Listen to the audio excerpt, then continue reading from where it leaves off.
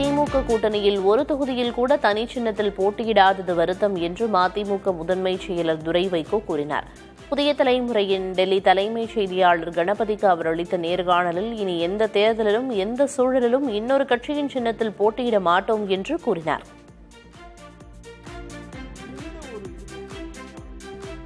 4 இடத்துல ஒரு இடம்னாச்சும் நம்ம மதிமுக போட்டி போடணுமே அப்படிங்கிற ஒரு ஆசை இருந்தது.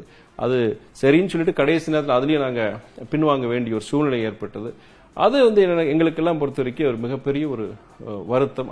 அதனாலதான் நான் சொல்லும் போது துரதிருஷ்டங்கிறது அந்த வார்த்தையை நான் பயன்படுத்தினேன். I need to be honest about it. இல்லைங்க நாங்க எல்லா சமரசத்தோட தான் நாங்க இது பண்ணிட்டு தான் நான் நின்னோன்னு சொன்னா அது ஒரு மிகப்பெரிய ஒரு பொய்.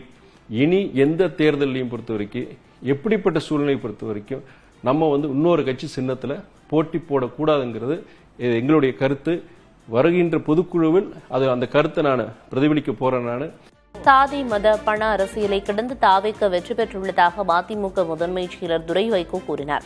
புதிய தலைமுறைக்கு அவர் அளித்த பேட்டியில் தாவேக்கவின் வெற்றி மூலம் புதிய நம்பிக்கை பிறந்துள்ளதாகவும் ஜனநாயகத்துக்கு நல்லது என்றும் அவர் கூறினார்.